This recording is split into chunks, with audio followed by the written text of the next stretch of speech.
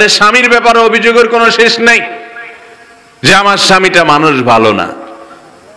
বোন, আপনি যদি এই খারাপ মানুষটার সাথে ধৈর্য ধারণ করে দুনিয়ার জীবনটাকে আপনি পার করে দেন এ আশায় যে সবর এবং ধৈর্যের বিনিময়ে জান্নাত পাওয়া যায়, তো 50, 30, 40 বছরের দাম্পত্য জীবন দেখতে দেখতে শেষ হয়ে যাবে।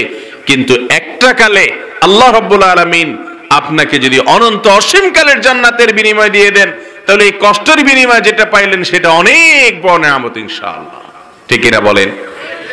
ভাইরা আমার, আমাদের দেশে মা বোনদের থেকে তালাকের পরিমাণ দিন দিন বেড়ে চলেছে এবং পত্রিকার রিপোর্ট বলছে শিক্ষিতা মেয়েদের মধ্যে বা শিক্ষিত দম্পতিদের মধ্যে তালাকের হার, বিচ্ছেদের হার তুলনামূলক গ্রামে গঞ্জে মানুষ যারা আছেন বা শিক্ষা দীক্ষা যারা একটু পিছিয়ে আছেন তাদের চাইতে তথাকথিত শিক্ষিতদের মধ্যে তালাকের পরিমাণ অনেক বেশি। এর কারণ কি? এর কারণ আমার মনে হয় আমরা সবাই কম বেশ জানি। আল্লাহ রাব্বুল আলামিন এই ভয়াবহ অবস্থা থেকে আমাদেরকে হেফাজত করুন, বলুন আমিন। পরিবারগুলো যদি ধ্বংস হয়ে যায়, সংসারগুলো যদি ভেঙে যায়, তাহলে সেক্ষেত্রে কি হবে? মুসলমানদের সবচেয়ে বড় সম্পদগুলোর একটা হলো এই পারিবারিক সৌন্দর্য এবং বন্ধন। আল্লাহ রাব্বুল আলামিন এটা রক্ষা করতে চান, আল্লাহ চান যে বান্দা রক্ষা করুক। এই জন্য নবী করিম সাল্লাল্লাহু আলাইহি ওয়াসাল্লাম থেকে একটা হাদিস বর্ণিত হয়েছে। এই হাদিসটির সনদ নিয়ে মুহাদ্দিসিনে কিরামের নানান আপত্তি আছে, তারপরও এটা গ্রহণযোগ্যতার লেভেল পর্যন্ত যায়।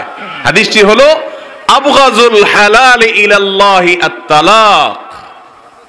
আল্লাহর জমিনে যত হালাল কাজ আছে, যত বৈধ কাজ আছে, এর মধ্যে আল্লাহর কাছে সবচেয়ে অপছন্দনীয় বৈধ কাজ হলো তালাক দেওয়া। তালাক দেওয়াটা জায়েজ না হারাম? দরকার হলে স্বামী স্ত্রীর মধ্যে তালাক দেওয়া কোরআন হাদিসের আলোকে যায় নাকি যায় না? যায়। অনেক ধর্ম আছে যেখানে একবার বিয়ে হলে আর তালাক দেয়া যায় না, অথবা তালাক দেওয়াটা অনেক কঠিন, এমন কঠিন যে এটা না যাওয়ার মতো।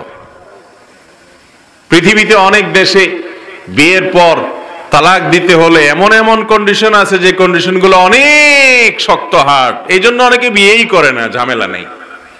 অবৈধ সন্তান হয় এবং সংসার সেখান থেকে গড়ে ওঠে না, পারিবারিক বন্ধন গড়ে ওঠে না। আর ইসলাম তালাককে বৈধ রেখেছে, কিন্তু নবী করিম সাল্লাল্লাহু আলাইহি ওয়াসাল্লামের হাদিস থেকে বোঝা যাচ্ছে আল্লাহর কাছে সবচাইতে অপছন্দনীয় হালাল কাজের মধ্যে একটা হলো কি? তালাক। এই তালাক, যে সমস্ত বোনরা বিশেষ করে তালাকের উদ্যোগী হন, তাদের সবচেয়ে বড় অভিযোগ হলো আমার স্বামীটা মানুষ ভালো না, হয়তো তার চরিত্র ভালো না, হয়তো সে মা বোনের কথা শুনে স্ত্রীর প্রতি জুলুম করে, হয়তো সে স্ত্রীর প্রতি ঠিকমতো কেয়ার করে না, হয়তো আরো কোনো সমস্যা আছে। কিন্তু আমি সব সময় আমার বোনদেরকে বোঝানোর চেষ্টা করি, বোন আমার, আমি একটা চ্যালেঞ্জ করতে চাই, তা হলো দুনিয়াতে বা আমাদের দেশে আপনি এমন একজন মহিলা বের করেন, হয়তো পাবেন, খুব রেয়ার কেস হবে, হাজারে বরং লাখে এক দুজন পাওয়া যাবে কিনা আল্লাহ ভালো জানে, যেই মহিলা স্বামীর সংসারে সারা জীবন শান্তিতে ছিল, স্বামীটা অমানুষ, শাশুড়ি অমানুষ, ননদ অমানুষ, এরপরে এই মহিলার ছেলে মেয়ে হয়ে গেছে, সেগুলোও সব অমানুষ, তারপরে তাদের ঘরে নাতিপুতি হয়ে গেছে, সেগুলোও অমানুষ। অর্থাৎ এই মহিলার জীবনে সুখ শান্তি সান্ত্বনা বলতে জীবনে কখনো পায় নাই। এরকম হয় সাধারণত, এককালে দুঃখী আরেক কালে সুখী।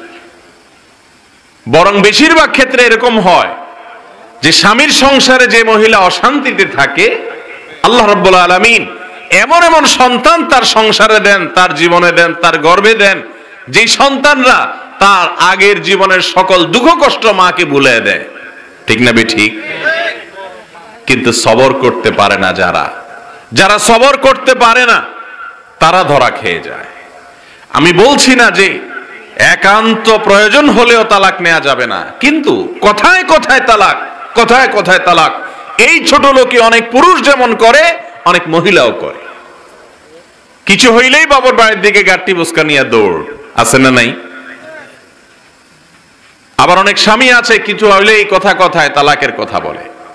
ভাইরা আমার, এটা অত্যন্ত অত্যন্ত নিকৃষ্ট একটা চরিত্র যে কথায় কথায় তালাক বলবেন। অনেক পুরুষরা আছে এরকম করে, অনেক মহিলারা আছে এরকম করে।